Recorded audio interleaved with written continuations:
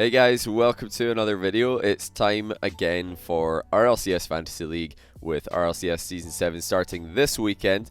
Before I explain exactly what fantasy is, for those of you who don't know, let me just quickly tell you how you can join my league if you want to. And to do that, you're going to need to follow the link to my left and then make an account on the website. It's Rocket League Garage. They do a whole bunch of stuff Rocket League related.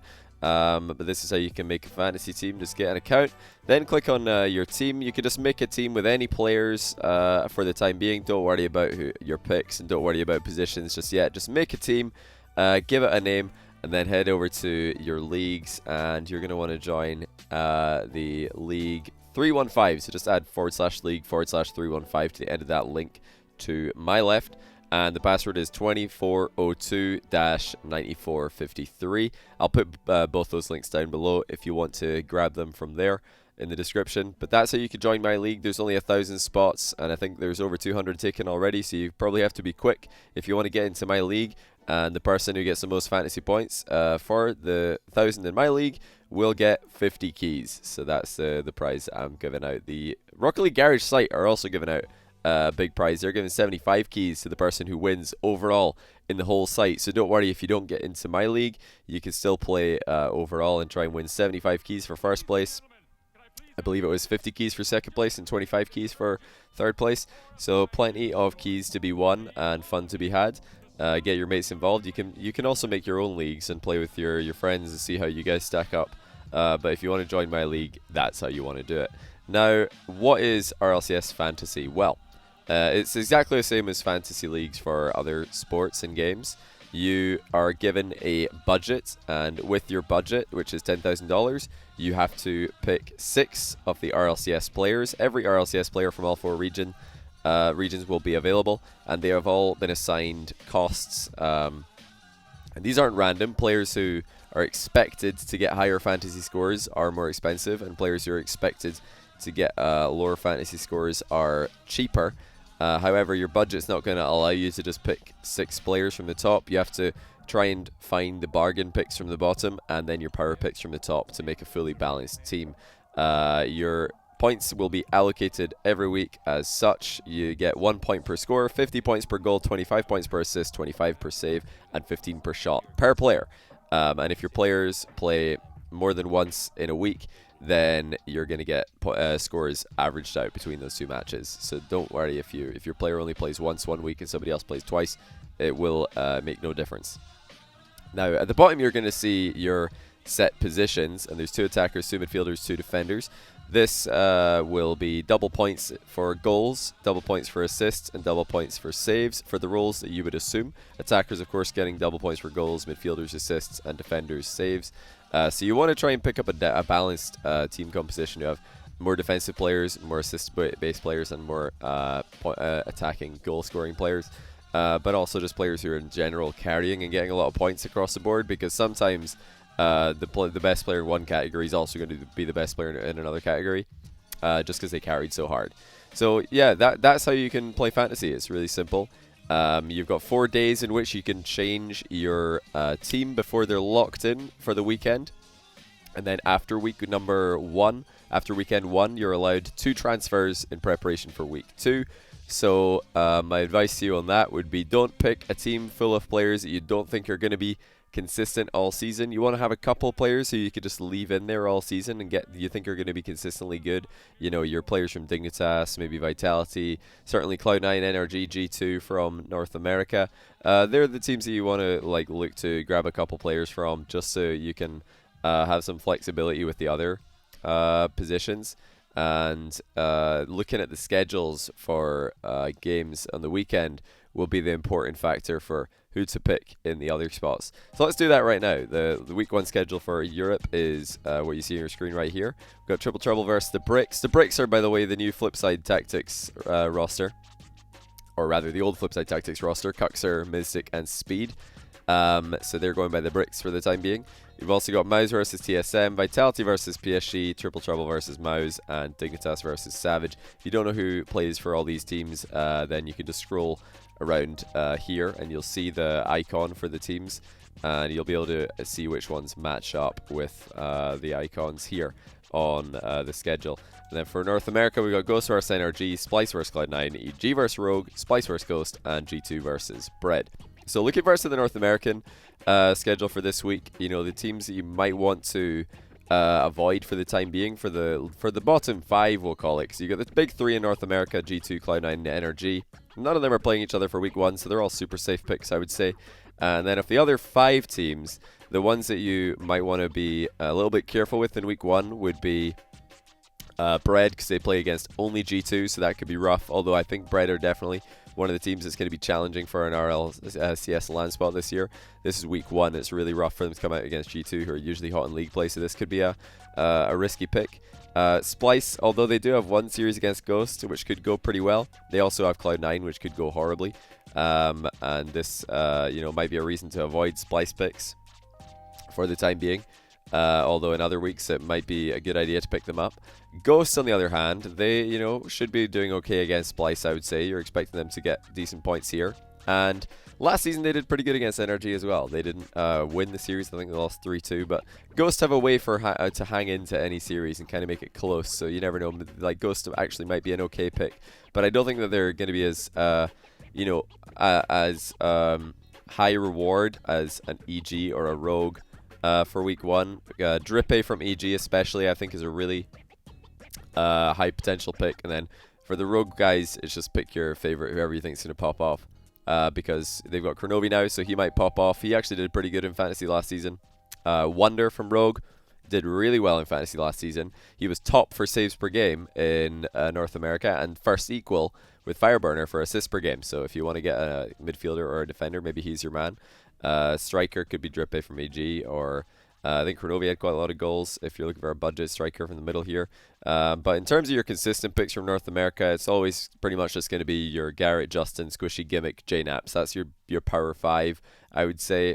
And then maybe if Chicago or Rizzo can step up for G2 and join that, they might be getting lots of points as well. But the thing about Rizzo is he doesn't even need to get lots of points to be worth it, because he only costs $1,450, so he's really cheap. Rizzo's a bargain, and Fireburner is also a bargain at $1,500. He, like I said, top assists for the North American League last season, so he could be a good midfielder if you don't already have one. And I know Wonder would have been such a good pick if he wasn't so expensive. Now he's like more on the fence with how dodgy Rogue have been looking recently. But yeah, Wonder did put up a ton of points per game, even though they used to be FlyQuest last season. They weren't doing insanely well last season. He still put up some crazy points per game. So he's definitely a player you want to keep your eye on. Now looking at EU, it's a bit more interesting because, well, it's maybe not a bit more, but it's also very interesting because we've got Dignitas versus Savage at the bottom here. Two teams who you expect are going to be, well, based on how well teams did at DreamHack, they're going to be teams to watch this season. But yeah, Dignitas, of course, the winners of the recent DreamHack, all their players, I'm sure, are going to be putting in tons of points per game. And Savage, outside of this week, should be putting in a lot of points per game. This week is a bit more of a question mark, though, because they have to play against Dignitas. So that's going to be difficult. The good thing for Savage, though, is that all their players are really cheap. We got Bluey at 1550, you got Devo at 1500, and Alpha 54 at 1575. So even if they don't do insanely well, you're not breaking the bank on them. So I think it's pretty safe. The other really interesting matchup is Vitality PSG. Not just because Scrubkilla has said at the start of this year that he vowed to not lose to PSG for all of 2019. I think they've already lost to them like 3 or 4 times. So maybe this will be lucky number 5 for Vitality and Scrubkilla, but maybe not. Yeah, Vitality versus PSG. You'd think Vitality would have this because they've come second at DreamHack, and PSG struggle a lot more. But you never know. PSG seem to have Vitality's number quite often. So if you're going to gamble on that again, then Chaussette is super cheap. He's 1500. Farah also for 1525. Well, I think Chaussette does get more points per game than Farah usually. And Fruity's a bit more expensive. So I think if you're going to grab somebody, if you think that PSG are going to upset Vitality again, I think Chaussette's probably your player to go to because he's really cheap. But if you think Vitality are going to finally get a win against them, then K-Dop obviously always going to be a huge points per game machine. Scrubkilla was top saves per game across both EU and NA RLCS last year, so he's a good pick. And you've got Fairy Peak as well, is actually the cheapest player for Vitality at 1750. So also, I think, a pretty solid pick for this week if you think they're finally going to beat PSG. Now, the Mouse guys usually don't put out very good fantasy scores, so I wouldn't recommend them. Even though they are pretty cheap, they usually just don't put in the points to make it worth it. And for the bricks, you've got Cuxer's so expensive, so he could be putting in lots of points like the last 2 seasons, but it's a bit more risky.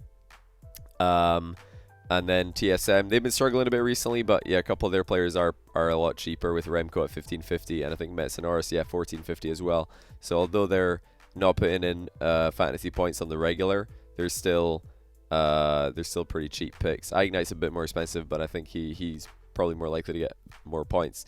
Now for Triple Trouble, I think that they're a lot in Tadpole are the cheapest players in the whole thing. So if you've got absolutely no money, you can just grab whoever you think is going to win Triple Trouble versus Mouse. Or no, actually, yeah, they are playing this week, Triple Trouble versus Mouse. But Ronicky from Triple Trouble is an absolute steal at 1475. He's probably going to get lots of goals, I would imagine. And Casio from Triple Trouble, although he's more expensive at 1775, I think. Yeah, there he is. He had crazy points per game stats last season as well, so he could be actually worth it, even though he's more expensive. So yeah, that's my rundown on your bargain picks for EU. In terms of consistent picks, I would say you just want to go with anyone on Dignitas, but especially Yukio, because he's super cheap at 1675. That's a huge bargain for Yukio. And you also, I think, want to... Yeah, actually, I didn't mention speed, 1575 for Flipside. I think that's a bargain as well. Then you got your Vitality boys, probably going to put in high points per game. They're pretty expensive. Savage should be putting in high points per game, but they're cheaper. So yeah, that's probably your teams you want to look at for EU for consistency. Again, though, like I said, it's pretty interesting because Dignitas plays Savage this week. Who knows what's going to happen there? We could have a lot of sad-looking fantasy teams after week 1. Yeah, when it comes to OCE and South American fantasy, I just don't follow it, but you feel free if you want to make the South American RLCS viewing experience a little bit better for yourself. Just grab one of the players, then suddenly you've got a team that you want to support if you don't know who any of them are. Same thing with the OCE, although I'm sure that a lot of you guys will be familiar with their players, especially Icon and Chiefs, who have been qualifiers for the last couple of RLCS. But yeah, that's pretty much it for fantasy this year. Like I said before, if you want to join my league, just use the links in the description. Be quick, because it will be first come, first served. However, don't worry if you don't get in, because I will, or you will still be able to play fantasy on the website and have a chance to win prizes if you can be the best fantasy team manager for the year. And yeah, if I've forgotten to say anything, or if there's any questions down below, or if you guys want to let me know what your picks were, and or if you want me to reply to your picks and let me know what I think, then yeah, just leave comments and or tweet at me at JohnnyBoy_I, and we'll see what we think is going to be good going into this weekend. Really excited for this one. It should be a lot of fun. I think I've not been this interested in an EU RLCS for a while, because there's just so many changes, because Dignitas finally have had to change their roster. It makes it much harder to see how this is going to pan out. And NA, same old with the big 3, but apart from that, who knows what's going to happen. It should be a very, very interesting weekend. But yeah, looking forward to it. Hopefully you guys are as well. That was just a short video to give you guys some notification and a few tips related to Fantasy League. Just give it a go. Make a league with your mates. You don't have to just join my league. You can make a league with your friends and see which one of you can do the best in fantasy. And of course, you can play against everybody on the whole site. Once the fantasy league goes live this weekend, you'll be able to see how you stack up against everybody else in the world who's competing, so that should be pretty fun as well. But yeah, for now guys, appreciate you watching. Hopefully that was informative to you. Hopefully we can fill up this 1,000-man league, because that's pretty cool. Shout out to RL Garage for putting that extra large league together for us, and as always for putting together the Rocket League Fantasy. It is a lot of fun, makes RLCS viewing just that a little bit more interesting for me, at least. But hey guys, I'll see you tomorrow for another video. Hopefully this was helpful to some of you, and until tomorrow, or until next time I see you, take care and thanks for watching.